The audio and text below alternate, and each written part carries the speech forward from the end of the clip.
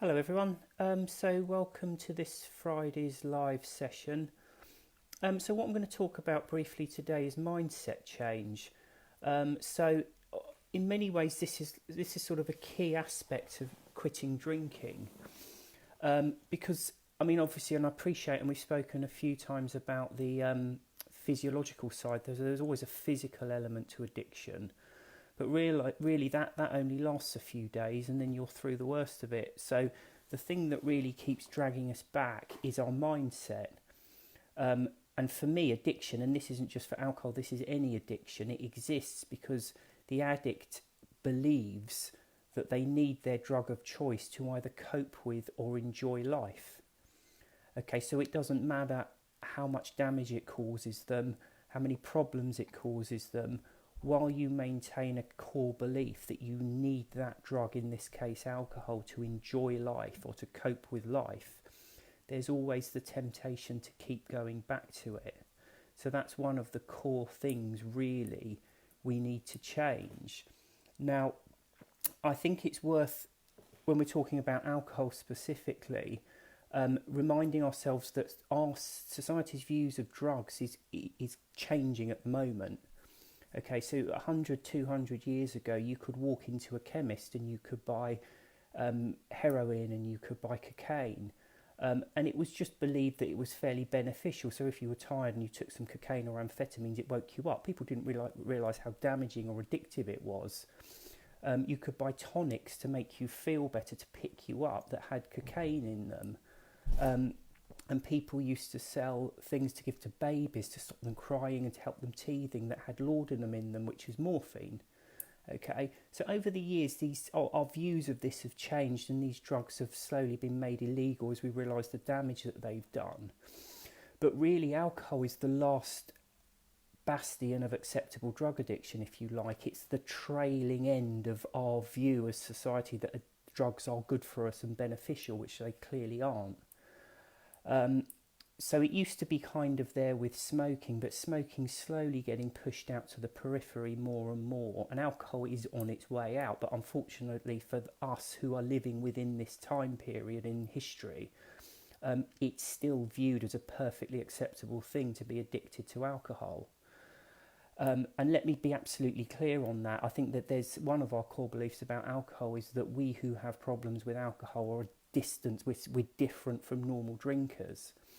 So I think it's worth dispelling that at the outset. Every drug, however addictive it is, has a period whereby the addict can take it or leave it before they become fully addicted to it. Okay, that's true of smoking, it's true of heroin, it's true of methamphetamine. The first couple of doses don't ensnare you into full addiction. It takes a number of doses taken over time. And of course, there's different elements to how quickly you become fully addicted. Now, one of those elements is how you imbibe the drug, how you take it into your bloodstream. Now, the effect of a drug is felt when it hits your bloodstream. Okay, so the quickest way to get a blood into your bloodstream is just to inject it straight in. That's the quickest way of doing it, and that's where you feel the effect of it almost immediately. Smoking is the second quickest because it goes into your lungs, and from there it's absorbed straight into the bloodstream. So the effect of smoking a drug is usually felt within a second or two of inhaling it. Shortly behind that is snorting it, because there's membranes in your nose that are directly connected to the blood supply, so that it goes into the blood supply that way. But actually the slowest way of taking a drug and then feeling its effect is by drinking it. It takes 15-20 minutes to feel the effects usually of an alcoholic drink, and this is one of the reasons why it takes such a long time to become addicted to it, because part of addiction takes place in your subconscious mind.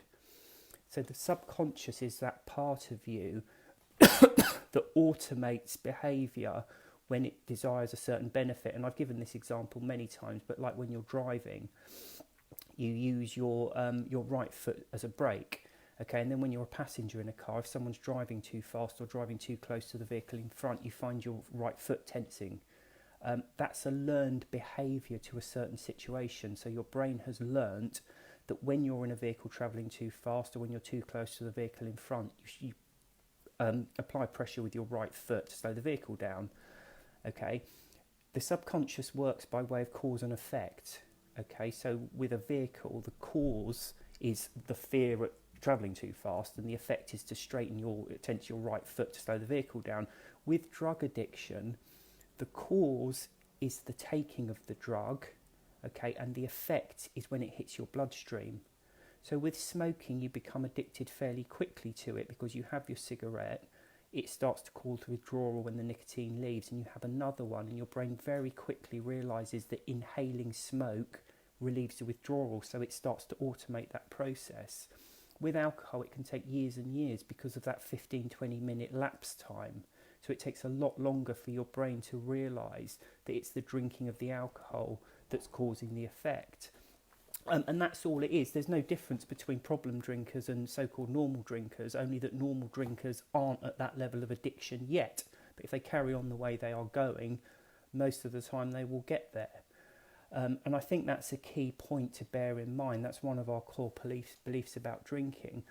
But going back to it, we've tended to build up alcohol to be this kind of fantastic, wonderful substance. We use it to celebrate, to commiserate, to socialise, to bond, all of these different things. And that's all complete nonsense. I think it's worth going back to the basics about alcohol so that we understand it. When you take alcohol, what it does, how it makes you feel, is just slightly dulled and slightly tunnel visioned. Okay, it's not a particularly pleasant experience. Okay, when you take it regularly, it does become a pleasant experience because it's relieving the withdrawal caused by the previous dose. Okay, but minus that, it's not a particular pleasant experience. The only reason it's become so prevalent in society is not because it makes you feel fantastic at all. It's because it's relatively easy to make. Things like cocaine, heroin, methamphetamines, they're very difficult to make. You can't just, use a few things around your household to make it. With alcohol, you can. All you need is a certain type of yeast and then some rotting fruit or vegetables, and you can make it. Okay, so that's the first thing you need to bear in mind. Alcohol isn't prevalent because it's such an important part of human development. It's prevalent because it's easy to make. It is that simple. Okay, so keep in mind exactly what we're dealing with here. It's just a drug that you happen to consume by drinking it. It's not even one that causes a particularly good feeling. I mean, I've never tried methamphetamine, but it was supposed to really make you feel euphoric. Alcohol does not do that.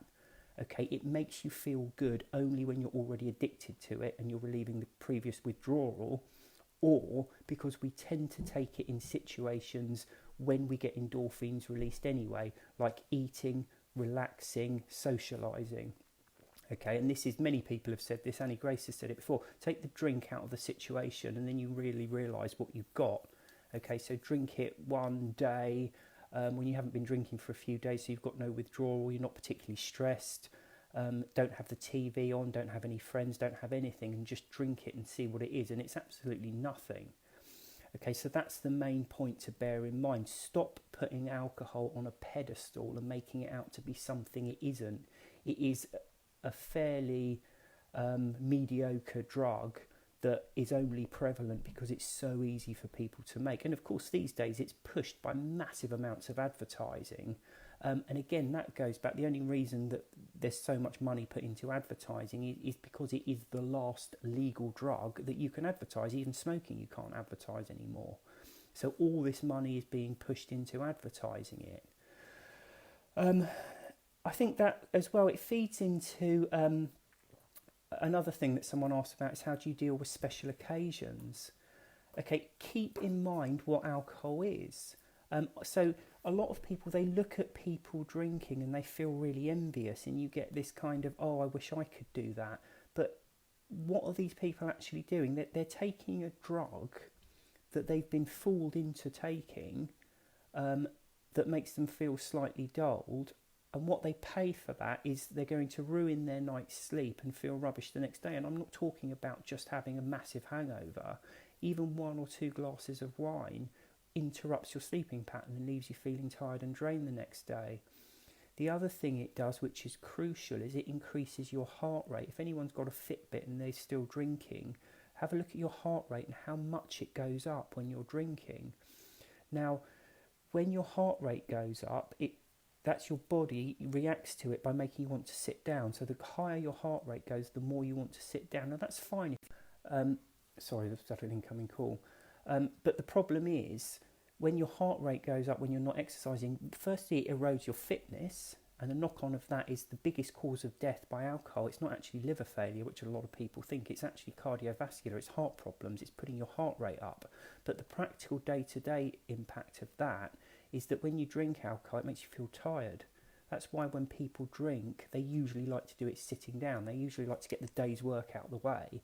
Then they can sit down for the evening or sit down with their friends and concentrate on their drinking, because drinking makes you want to sit down. It increases your heart rate, that makes you feel tired.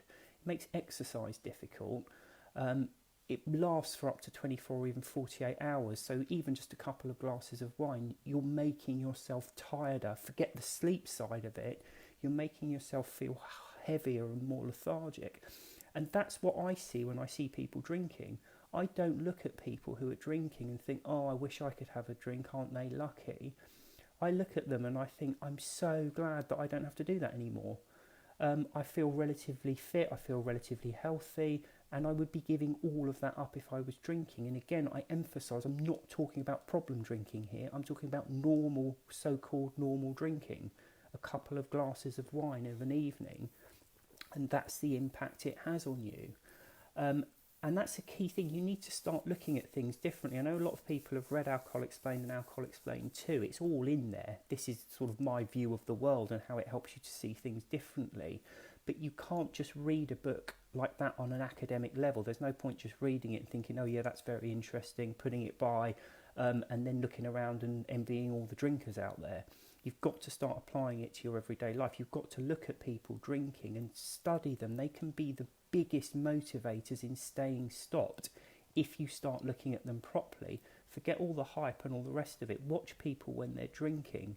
They tend to get very lethargic. The first couple of drinks do make them feel good. I've spoken about this before. That's because it can encourage a release of endorphins, not because alcohol releases endorphins per se, but because when we're socialising, the endorphins don't get released until we start to relax. Alcohol can make you relax momentarily quicker than if you're not drinking. If you're not drinking, you do still relax and get the endorphins, but it takes a bit longer.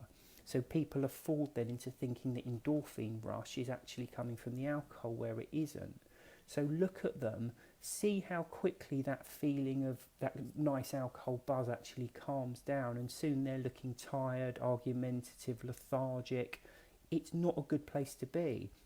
And that's why I take issue again with the phrase, drinking is borrowing happiness from tomorrow. It's not borrowing happiness from tomorrow. You get a momentary increase in pleasure when you're drinking only in social situations that you would have got anyway had you not been drinking. And for that, you spoil the rest of the evening as you start to become more and more lethargic and tired. You ruin your night's sleep. And even if you don't have a hangover, you've got the accelerated heart rate and tiredness the whole of the next day. So you just need to start getting into that. It is difficult because something like 80% of the population drink. So we who have stopped drinking are the minority. Okay, and when people do drink, and again, forget about problem drinkers, I'm talking about even so-called normal drinkers, they sense on a certain level that what they're doing is not natural and not good, so they seek to justify it. So they have a vested interest in showing these images, which is why so much on social media is people posting their alcoholic drinks. The reason they need to do that is because they're trying to justify what they're doing. Okay, so you do need, to a degree, to be slightly maverick and to slightly go out on your own from the rest of society. In 50 years' time, we won't need to do that. I mean, for most of us, we'll probably be dead then anyway. But my point is, for our children and grandchildren, things will be very different, and alcohol will be probably where smoking is now, where it's really pushed out to the side and it's seen for what it is. It's drug addiction. Okay, and I did a blog post on this recently, but it's probably worth just mentioning it as well. Another of our core beliefs is that alcohol is good for you, and it's really hard for people to get away from this. And one of the classic ones is red wine, and oh, but a few glasses of red wine is good for you. Okay, don't get sucked into that. Alcohol is a carcinogen. Okay, it causes cancer. It kills living things, which is why it's in the hand sanitizer that everyone's using at the moment. It kills living things that it comes into contact with. Okay, it's carcinogen, and it causes mouth cancer, throat cancer, stomach cancer, pretty much everything it comes into contact with when you drink it. Okay, it has zero health benefits. It accelerates your heart rate, which causes the cardiovascular problems, which I've just spoken about. But it has zero health benefits. Okay, wine, on the other hand, or grape juice, grapefruit, on the other hand, is good for you. So alcohol is bad for you, fruit is good for you. It's a natural part of our diet. It contains vitamins and minerals that you need to be healthy and to function well. Okay, so when you have wine, it's a mix of alcohol that's bad for you and grape juice that is good for you. And putting the two together doesn't mean that alcohol is good for you at all. Okay, it's a carcinogen and a drug, alcohol, and that's all there is to it. One more point I would just like to mention is that I think someone mentioned about the need to avoid triggers. Now, the problem is with triggers, as I've just mentioned, 80% of the population drink, okay? And they have a vested interest in trying to sell to everyone else the positive, false side of alcohol, that it's fun, it's enjoyable, it's good, because they're trying to justify what they're doing. So they post pictures of themselves drinking on social media and all the rest of it. You've also then got the alcohol advertisers putting God knows how many millions of pounds and dollars a year into trying to promote that supposed good side of drinking. And of course, every time you turn on the TV or you put a film on, there's people on there drinking. Okay, so my point with triggers is, if seeing someone drinking is going to trigger you, you've already failed. Okay, you can't avoid seeing people drinking. Alcohol is out there and 80% of the people are drinking it. Okay, so your sobriety has to be stronger than that. You can't avoid triggers. Okay, so what I would say is you don't have to deliberately go out of your way to do things you wouldn't otherwise enjoy. So I used to spend a lot of my time in the pub. Okay, since stopping drinking, I occasionally go and meet my friends in the pub, but I find I don't particularly enjoy it anymore, so I don't do it. So I'm not avoiding it because it triggers me. I'm avoiding it because absent the alcohol, I actually don't enjoy it anymore. Okay, so my point is, it's better to build your sobriety, to be strong enough to resist any triggers, and then to go about living your life in the best way you want to. So if you want to go and meet friends and they're meeting in a pub or bar, you're fine to go there. But actually, if you don't fancy going, don't. You should be making your decisions absent alcohol and absent you're not drinking. So as I say, I found I used to go to the pub. Now I find it incredibly boring being there, so I tend to not go anywhere anymore. And I think that's the main thing to say on triggers. I'm just going to see if there's any comments to respond to, any questions. Obviously I won't probably be able to get on all of them, but yep, notice my resting heart rate has lowered since 13 days. It will do. It will lower hugely, okay, and that in its turn will give you more energy. So if you want to exercise or do something more physical, you'll be enjoying it so much more. You'll find it so much easier. Seeing if there's anything else. Yeah, that's an interesting one about deserving a drink after work on a Friday. That's a kind of an interesting dynamic, because I used to do that as well. It used to be one of those things that I'd look forward to.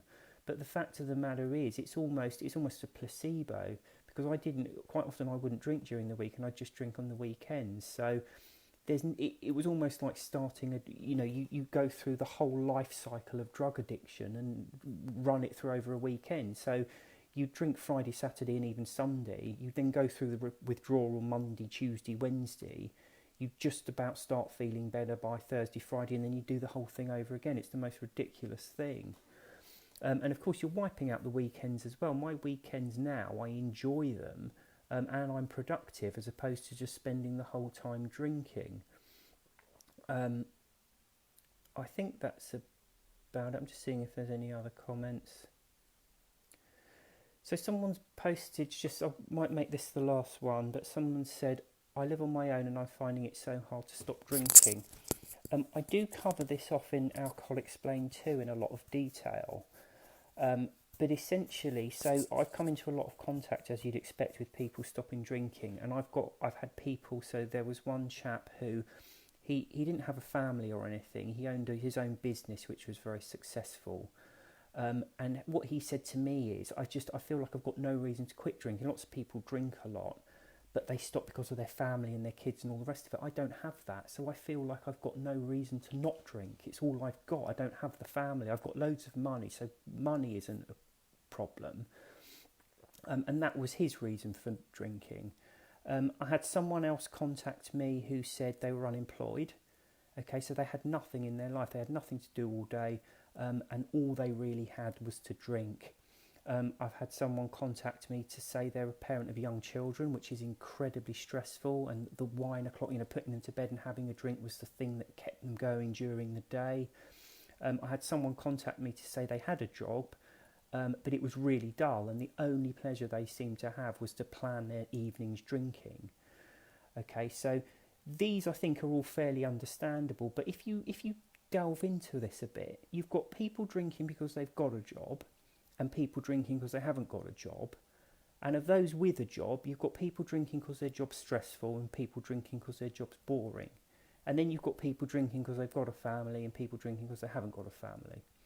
Okay, the simple dynamic with alcohol is it makes you feel rubbish and then relieves that rubbish feeling, thus making you feel like you're getting a benefit from it. Okay, it automatically becomes an intricate part of your lifestyle, because whether you've got a job or you haven't got a job, or you've got a family or haven't got a family, or your job's boring or you're on your own or whatever it is, life feels horrible when you're not drinking and good when you are drinking. Okay, it's that simple. There is no lifestyle change you can make that will change that. It really is that simple. Okay, what I would say is there's a whole world out there of things to do. Even in lockdown, we have the internet. You can access information, books, online classes, billions of things. You can visit museums online now and look around at them and look at exhibits. You can find something to interest you. Just because for the last however many years you've not needed to do that because you've been sedated heavily with alcohol and that's enough to get you through the day, isn't any reason why you should keep doing that. That's no reason why you should live a half-life slightly drugged all the time, which stops you having to find something worthwhile and interesting to fill your time. Just remember, though, that there is nothing you can do to change that dynamic with alcohol. It's never, the lifestyle change is a red herring. And again, it comes into when you're celebrating stuff, it's always the same thing. So I'm just going to see if there's anything else. Yeah, okay, so I think that's pretty much it. Coming up to just half an hour anyway, so that's probably a good time to wrap it up. I hope that was useful. I'll try and do another one of these next week at about the same time. Okay, thanks for tuning in, everyone.